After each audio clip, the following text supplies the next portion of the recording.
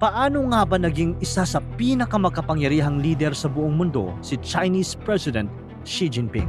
Isang pinunong mahigit isang dekada nang nasa kapangyarihan sa China. Ikaapat sa pinakamalalaking bansa sa mundo batay sa lawak ng teritoryo at isa sa may pinakamalakas na ekonomiya at militar sa mundo. Sa ilalim ng kanyang pamumuno, hawak niya ang direksyon ng isang bansang may higit 1.4 bilyong tao at lumalawak pa ang impluwensya nito sa ekonomiya, teknolohiya at geopolitics sa buong mundo. Pero paano nagsimula ang lahat? Paano mula sa pagiging anak ng isang veteranong revolusyonaryong opisyal umangat si Xi hanggang sa maging pinakamakapangyarihang leader ng China sa makabagong kasaysayan? At higit sa lahat, hanggang saan ang kaya niyang gawin upang mapanatili ang kanyang reputasyon, kapangyarihan at kontrol? Bago pa man siya maging pinakamakapangyarihang tao sa China, si Xi Jinping ay ipinanganak noong 1953 sa Beijing. Hindi sa ordinaryong pamilya, kundi sa tahanan ng isang mataas na opisyal ng Communist Party. Ang kanyang ama, si Xi Zhongxun, ay isang veteranong revolusyonaryo na tumulong sa pagtatatag ng People's Republic of China noong 1949.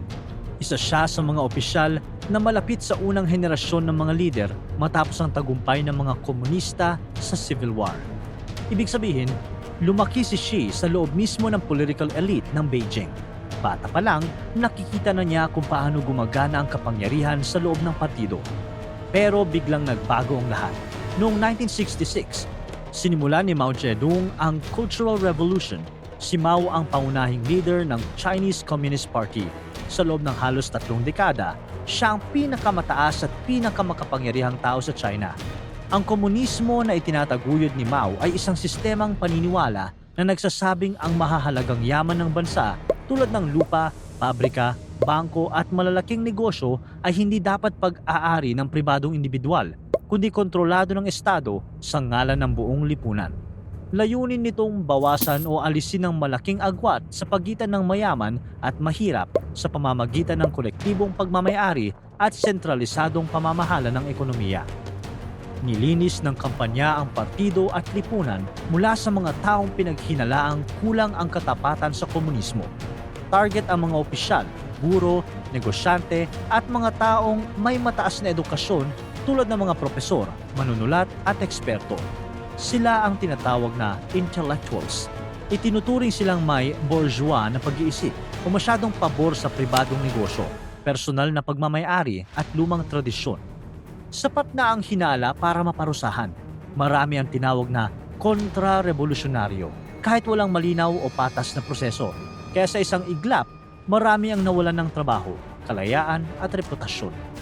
Biglang nagbago ang buong bansa. Maraming opisyal ng partido ang tinanggal sa pwesto, pinahiya sa harap ng publiko, ikinulong o ipinadala sa mahirap na trabaho sa kanayunan. Isa sa mga pinakaapektado ay ang ama ni Xi Jinping. Noong 1962, bago pa ang Cultural Revolution, tinanggal na siya sa pwesto matapos maakusahan na may kaugnayan sa isang nobelang itinuturing na kontra-revolusyonaryo. Mula noon, nawala siya sa kapangyarihan. Nang magsimula ang Cultural Revolution, lalo pang tumindi ang pag-uusig sa kanya. Ikinulong siya, isinailalim sa mahigpit na interogasyon at inilagay sa matagal na solitary confinement. Tulad ng maraming opisyal noong panahong iyon, ipinaharap siya sa mga pampublikong struggle session kung saan pinapahiya at inaakusahan ang mga tinatawag na kaaway ng revolusyon.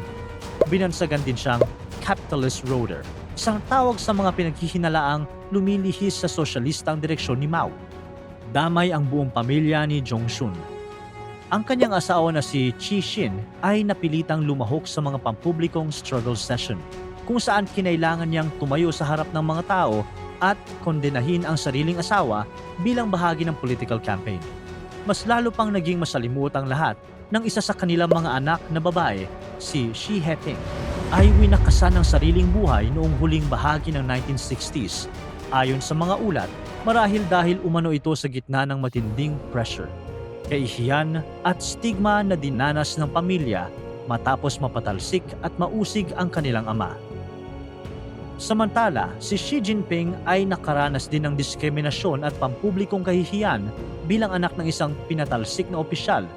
Dahil sa political background ng kanyang pamilya, siya ay tiningnan bilang problematic noong mga panahong yon.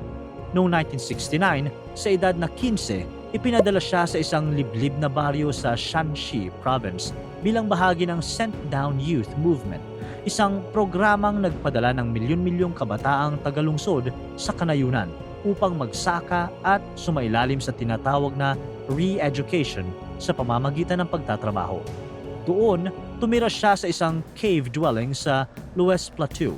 Araw-araw, nagtatrabaho siya sa bukid, nagbubuhat ng butil at namumuhay ng halos walang kuryente o modernong kagamitan. Ilang beses siyang nag-apply para sumali sa Communist Party at ilang beses din siyang tinanggihan. Mula sa anak ng elite, naging anak ng isang pinatalsik na opisyal. Mula sa komportabling buhay sa Beijing, napunta sa hirap ng kanayunan. Noong 1974, matapos ang ilang beses na rejections, natanggap si Xi Jinping bilang miyembro ng Chinese Communist Party. Sa China, ang pagiging miyembro ng partido ang pangunahing daan para makapasok at umangat sa gobyerno. Dito nagsimula ang mas malinaw na landas niya sa politika. Habang nasa Liangjia, naging party branch secretary siya ng baryo. Siya ang nangunguna sa lokal na sangay ng partido at tumutulong magpatupad ng mga patakaran ng gobyerno sa komunidad. Kasama siya sa mga proyekto tulad ng paggawa ng biogas pits para magkaroon ng mas maayos na panggatong ang mga residente. Noong 1975, matapos ang halos 6 na taon sa probinsya, natanggap siya sa Tsinghua University sa Beijing bilang isang worker peasant soldier student. Ito ang sistemang ginagamit noong Cultural Revolution kung saan ang mga manggagawa, magsasaka at sundalo ay binibigyan ng pagkakataong makapag-aral sa isang university. Doon siya nag-aral ng chemical engineering. Ang mga taon sa probinsya mula sa pagtatrabaho sa bukid hanggang sa pagiging lokal na opisyal ng partido ang naging unang hakbang ng kanyang pag-akyat sa sistemang minsan nang nagpabagsak sa kanyang pamilya. Sa loob ng mahigit isang dekada, si Xi Zhongchun ay hiwalay sa kanilang pamilya at halos tuluyang nawala sa politika. Gumugol siya ng mahabang panahon sa pagkakakulong at sa pilitang pagtatrabaho sa isang pabrika. Marami ring opisyal at ordinaryong mamamayan ang nadamay at inusig dahil lamang sa pagiging konektado sa kanya. Pero muling magbabago ang takbo ng kanilang buhay. Noong September 9, 1976, pumanaw si Mao Zedong dahil sa komplikasyon sa puso at iba pang karamdaman. Ang kanyang pagkamatay ay nagbukas ng malaking pagbabago sa pamunuan ng China. Sa loob ng parehong taon, inaresto ang tinatawag na Gang of Four, mga lider na malapit kay Mao at itinuturing na pangunahing tagapagpatupad ng Cultural Revolution. Unti-unting natapos ang dekada ng kaguluhan. Sa ilalim ng bagong liderato ni Deng Xiaoping, unti-unting binago ang direksyon ng China. Maraming opisyal na nausig noong Cultural Revolution ang pinawalang sala at pinayagang makabalik sa gobyerno. Isa sa kanila si Xi Zhongchun. Noong huling bahagi ng 1970s, opisyal na nilinis ang kanyang pangalan at muli siyang nabigyan ng mataas na posisyon sa pamahalaan. Naging bahagi siya ng mga pagbabago sa ekonomiya ng China, lalo na sa Guangdong Province. Sinuportahan niya ang pagbuo ng mga special economic zones tulad ng Shenzhen, mga lugar na pinayagang magpatupad ng mas flexible na patakaran para sa negosyo at tumanggap ng mas maraming foreign investment. Isa ito sa pinakamahalagang hakbang sa pagbubukas ng ekonomiya ng China sa global market. Samantala, si Xi Jinping na nasa early 20s noon ay unti-unti ring nagsisimulang pumasok sa mas seryosong landas ng politika. Matapos ang Cultural Revolution, nagsimula siyang magtrabaho sa mga lokal na posisyon sa gobyerno noong huling bahagi ng 1970s at unti-unting umangat sa loob ng sistema ng partido. Ang dekadang muntik nang sumira sa kanilang pamilya ang siya ring humubog sa kanyang pananaw at naging pundasyon ng susunod na yugto ng kanyang pag-akyat sa kapangyarihan. Noong 1982, nagsimulang magtrabaho si Xi Jinping sa Hebei Province bilang isang lokal na opisyal. Hindi ito glamorous position. Rural area ito, malayo sa spotlight, pero dito siya natutong magpatakbo ng lokal na pamahalaan. Pagkatapos, lumipat siya sa Fujian Province noong kalagitnaan ng 1980s. Dito siya nagtrabaho ng mahigit 15 taon. Unti-unti siyang umakyat sa posisyon hanggang maging governor ng Fujian noong 2000. Noong 2002, inilipat siya sa Zhejiang Province, isa sa mga probinsyang may pinakamabilis na paglago ng ekonomiya sa China at kilala sa malakas nitong sektor ng pribadong negosyo. Doon siya naging party secretary ng Zhejiang, ang pinakamataas na opisyal ng partido sa probinsya.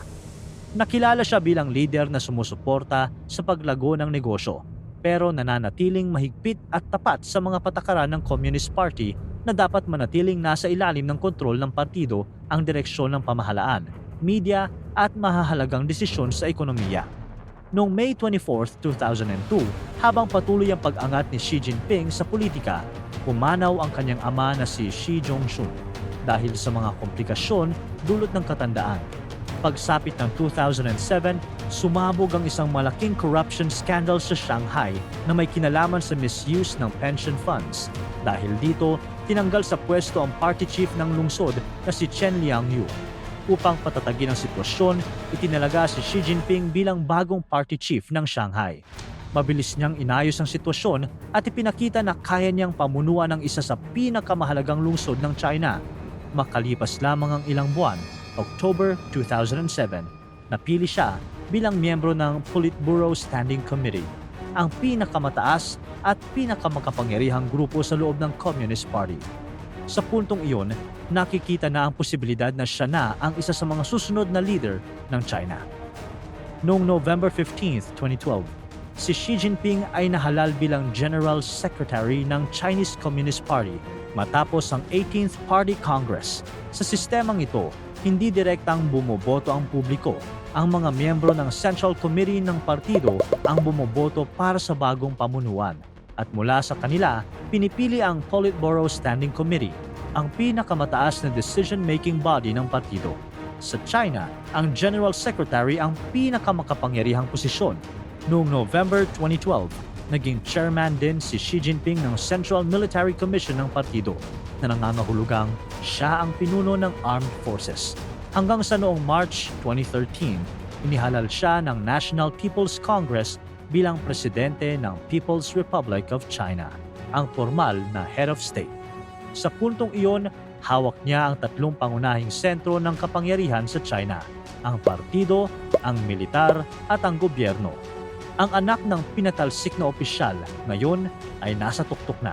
Pag-upo niya sa kapangyarihan, agad siyang naglunsad ng malawakang anti-corruption campaign.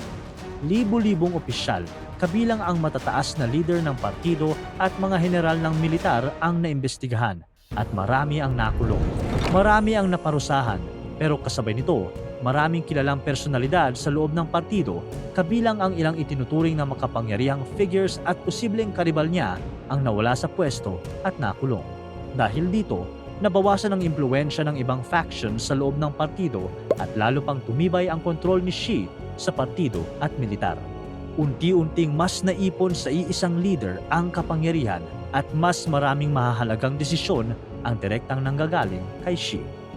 Noong March 2018, binago ng National People's Congress ang konstitusyon at tinanggal ang limitasyon na hanggang 2 termino lang ang presidente. Dati, hanggang 10 taon lang maaaring manatili sa pwesto ang isang presidente. Pagkatapos ng pagbabagong ito, wala nang limit kung gaano katagal maaaring manatili si Xi bilang presidente. Noong November 2021, ipinasa ng Communist Party ang isang historical resolution na naglagay sa Xi Jinping Thought bilang opisyal na gabay ng partido. Ibig sabihin, ang mga ideya at direksyon ni Xi ang magiging pangunahing batayan ng mga pulisiya at desisyon ng partido sa mga susunod na taon. Hindi na ito personal na pananaw lang. Nakasulat na ito bilang bahagi ng opisyal na ideolohiya ng Estado. Kaya ngayon, mas tumibay ang kanyang impluwensya hindi lang bilang leader sa posisyon, kundi bilang sentro ng pag-iisip at direksyon ng buong partido. Pagdating ng October 2022, sa 20th Party Congress, muli siyang nahalal para sa ikatlong termino bilang General Secretary, ang unang leader mula kay Mao na gumawa nito.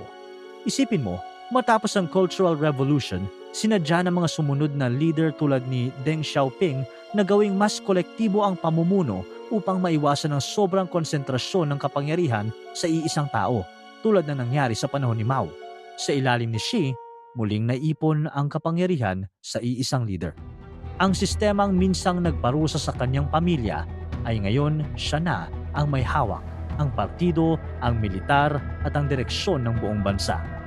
Ngayon, si Xi Jinping ang namumuno sa China, ang pangalawang pinakamalaking ekonomiya sa mundo, isang nuclear armed state at may isa sa pinakamalalaking militar sa mundo.